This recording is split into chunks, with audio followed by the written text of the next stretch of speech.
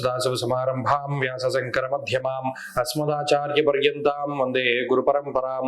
జ్యోతిష్ శాస్త్రాన్ని భావితరాల వారికి ప్రసాదించిన ఋషుల యొక్క పాదపద్మాలకి నమస్కారం చేసుకుంటూ, అలాగే నాకు ఈ జ్యోతిష విద్యను నేర్పిన గురువర్యులు జ్యోతిష బ్రహ్మ కీర్తిశేషులు శ్రీ ఈరంకి సూర్యనారాయణమూర్తి గారు, సూర్య శ్రీ దైవజ్ఞ గారి యొక్క పాదపద్మాలకి నమస్కారం చేసుకుంటూ, ఓం శ్రీ మహాగణాధిపతి నమః, శ్రీ గురుభ్యో నమః, హరి ఓం.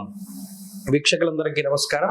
మార్చి నెల 1వ తారీఖు లగాయతు మార్చి 7వ తారీఖు వరకు ఉండేటువంటి గ్రహగతుల ఆధారంగా ద్వాదశ రాశుల వారికి ఈ వారం ఏ విధమైనటువంటి శుభాశుభ ఫలితాలు కలగబోతున్నాయో ఈ కార్యక్రమం ద్వారా తెలుసుకుందాం. అందులో భాగంగా ఈ వారం ఉండేటువంటి గ్రహస్థితిని గమనిద్దాం. ఈ వారంలో ప్రత్యేకించి గ్రస్తోదయ కేతుగ్రస్త చంద్రగ్రహణం అనేటువంటిది మనకి సంభవిస్తూ ఉన్నది. ఇది కనిపించేటువంటి సమయం చాలా తక్కువ అయినప్పటికీ మనం దీనికి సంబంధించినటువంటి గ్రహణ నియమాలని అలాగే పూర్తిగా పాటించాలి, దానాదులను ఇవ్వాలి, యజ్ఞోపవీతాలు మార్చుకోవాలి, ఇవన్నీ ఉంటాయి. ఈ గ్రహణం తాలూకు ఫలితాలే ఈ వారంలో ఎక్కువగా కనబడుతూ ఉంటాయి.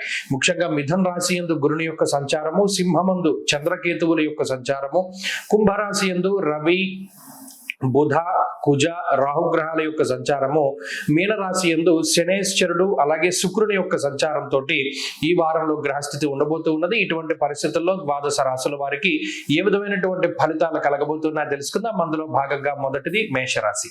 మేషరాశి వారికి ఈ వారం సాధారణమైనటువంటి గ్రహస్థితి గోచరిస్తూ ఉన్నది.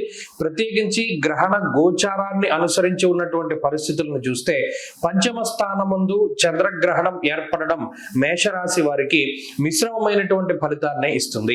అలాగే వ్యయస్థానమందు శుక్ర శనేశ్వరుని యొక్క స్థితి ఈ వారంలో కొంత వ్యయాన్ని కలగజేసేటువంటి విధంగా, ప్రత్యేకించి ఈ వారంలో మేషరాశి వారు ఏ విషయాల్లో జాగ్రత్తగా ఉండాలి అంటే స్వయం ప్రకటితమైనటువంటి వాటి విషయాల్లో, అంటే సొంతంగా ఆలోచన చేసేటువంటి విషయాలు, లేదా సొంతంగా మీరు ఏదైనా మీ భావాలను కానీ లేదా మీ యొక్క ఆలోచనలు కానీ బయటకు వ్యక్తీకరించేటువంటి విషయాల్లోనూ చాలా జాగ్రత్త పడాలి.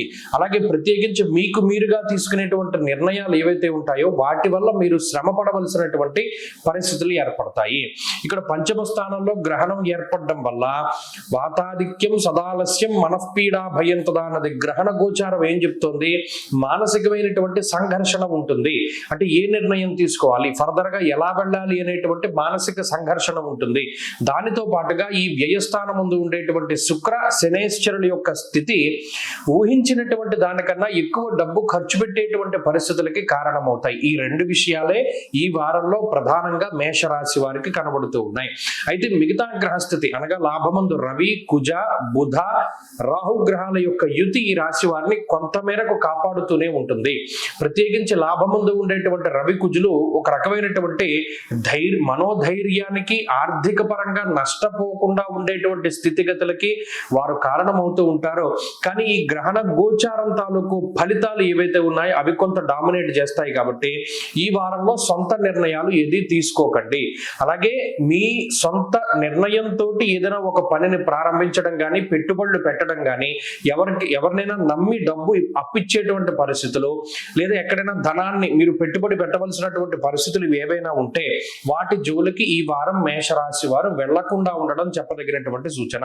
అలాగే ఇతరులు చెప్పినటువంటి మాటలు విని ఏదైనా ఒక పని చేయడం అనేటువంటిది కూడా అంత మంచిది కాదు. కాబట్టి ఈ వారం కొంత మానసిక సంఘర్షణలు, డబ్బు ఖర్చే ప్రధానంగా కనబడుతోంది. వీటి నుండి కొంత బయటపడడానికి ఈ వారంలో మేషరాశి వారు ప్రతిరోజు ఉమామహేశ్వర స్తోత్రాన్ని పారాయణ చేస్తూ ఉండడం చెప్పదగినటువంటి సూచన. ఈ వారంలో కలిసి వచ్చేటువంటి రోజు ఆదివారంగా చెప్పవచ్చును. అదృష్ట సంఖ్య 2, అదృష్ట వర్ణము ఎరుపు. తదుపరి వృషభ రాశి.